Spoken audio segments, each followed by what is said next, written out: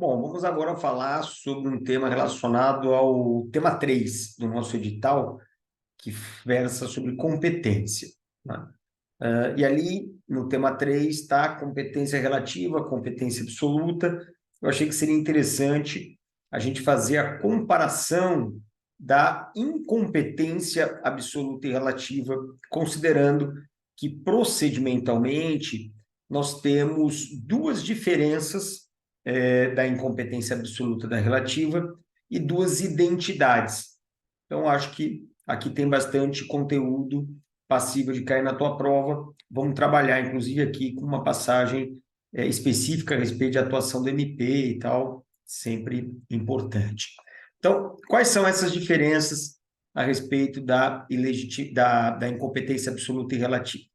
Bom, a primeira diferença diz respeito à legitimidade daqueles que são dos sujeitos para alegação dessas incompetências, né? Começando pela incompetência relativa. O réu é o legitimado padrão, o autor não. O autor nunca terá legitimidade para alegar uma incompetência relativa, tá? E aí tem o juiz. O juiz, claro que a gente não vai falar em legitimidade do juiz, né? O que entra aqui é a ideia do juiz reconhecer de ofício. A súmula 33 do STJ diz que ele não pode, né? Porque a incompetência relativa ela diz respeito a interesse das partes, então caberia às partes alegarem, o juiz não tem nada a ver com isso. Só que esse artigo 63, parágrafo 3º, ele cria uma exceção ao entendimento simulado. E aí, você já sabe, né? Exceção, examinador sempre adora. Então, o que nós temos aqui? Uma cláusula de eleição de foro num contrato. Perceba, qualquer contrato, tá? Não precisa ser contrato de adesão, não precisa ser contrato consumerista. Em qualquer contrato, qualquer espécie envolvendo qualquer contratante, o juiz entende que o contrato é abusivo. O que precisa ter para ele ser abusivo? Onerar o réu, impor sacrifícios ao exercício da ampla defesa do réu. O juiz, ele tira a eficácia, não anula, tira a eficácia dessa cláusula contratual e remete o processo ao domicílio do réu. E assim ele acaba reconhecendo uma incompetência relativa de ofício. Ministério Público, como fiscal da ordem jurídica, tem legitimidade ou não? Tem legitimidade por previsão expressa do artigo 64, parágrafo único do CPC. Era um tema polêmico até o Código de 2015 resolver na caneta, então, legitimidade expressa para alegar essa incompetência relativa, ok? A incompetência absoluta, todos os sujeitos processuais têm legitimidade, porque é matéria de ordem pública, né? E como matéria de ordem pública, todos os sujeitos, inclusive o autor, né? Lembrando que não é sempre o autor o culpado pela incompetência absoluta, porque diferente da incompetência relativa, a incompetência absoluta ela pode ocorrer supervenientemente no processo, né?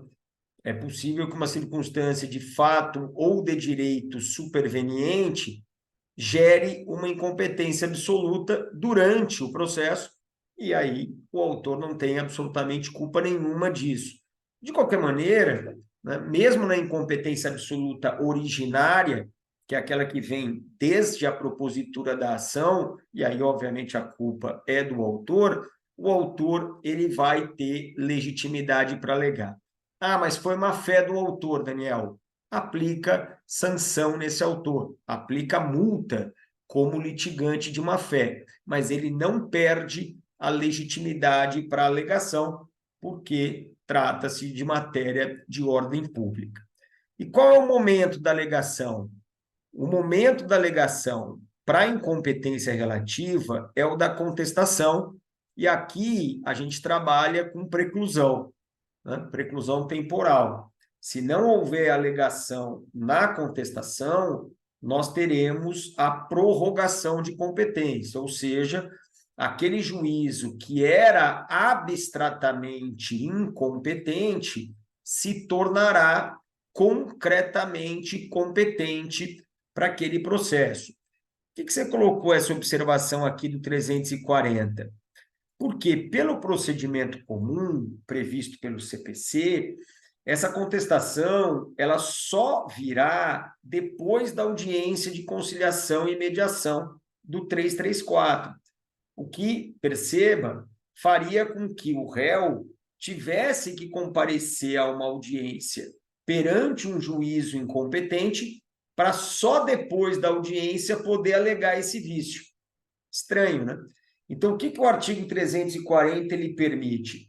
Sempre que o réu quiser alegar uma incompetência, ele pode antecipar o momento de apresentação da contestação. Para quando? Para antes da audiência. Então, o juiz ele designa a audiência e manda citar o réu.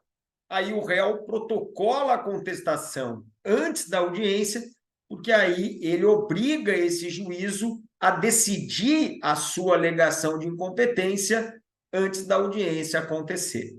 Ok? E a incompetência absoluta, Daniel? Ah, Daniel, é matéria de ordem pública a qualquer tempo do processo, não é isso? Então, quase isso. Toma cuidado. Por que cuidado? Porque você não pode alegar a incompetência absoluta de forma originária em sede de RE e RESP, porque vai faltar pré-questionamento. Qualquer matéria que você alegue em RE e RESP, ela já tem que ter sido objeto de prévia decisão. Mesmo as matérias de ordem pública nas quais se inclui a incompetência absoluta. Então, essa história de que você pode alegar a incompetência absoluta a qualquer tempo do processo não é verdade. Porque se você não tiver alegado essa matéria até a interposição do RE e do RESP, você não vai poder, nesse momento procedimental, alegar a matéria pela primeira vez no processo. E se perguntar por que não, você já sabe a resposta. Por conta do pré-questionamento, pressuposto de admissibilidade desse tipo de recurso previsto na Constituição Federal. E quais são as identidades procedimentais? A primeira é a forma de alegação. Atualmente, tanto a incompetência absoluta quanto a incompetência relativa se alegam da mesma forma preliminar de contestação. Ah, Daniel, mas a incompetência absoluta eu posso alegar depois do momento da contestação. É verdade, é verdade. E quando isso acontecer, não haverá uma forma específica. Você pode alegar sob qualquer forma, escrita e oral. Tá? Então, é bem liberal a forma de alegação da incompetência absoluta depois do momento da contestação. E a outra identidade é o destino dos atos que foram praticados pelo juízo incompetente. Que atos são esses? Vai depender naturalmente do caso concreto. O que o código prevê é os atos são válidos, ou seja, não há nulidade desses atos pelo simples motivo de terem sido praticados por um juízo incompetente, mas eles passarão por uma revisão plena, por uma revisão completa, quando os autos chegarem ao juízo competente. Então, a ideia é, o ato é válido, mas ele pode ser plenamente revisto pelo juízo competente. Então, o juiz competente ele pode fazer o quê, Daniel? Ele pode anular o ato, ele pode reformar o ato, ele pode modificar o ato e pode manter o ato.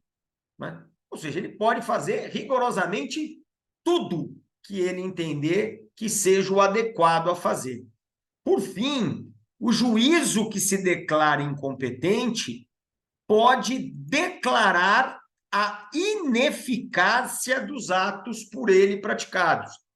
O que significa dizer que durante o período de trânsito dos autos, enquanto os autos saem do juízo incompetente até chegarem no juízo competente, os atos praticados não gerarão efeitos e só terão os efeitos liberados se forem confirmados pelo juízo que recebe o processo. Mas para que isso aconteça, será necessária a decisão expressa do juízo quando ele se declara incompetente. Se ele simplesmente se declara incompetente e não fala nada, o ato é válido e continua gerando efeitos.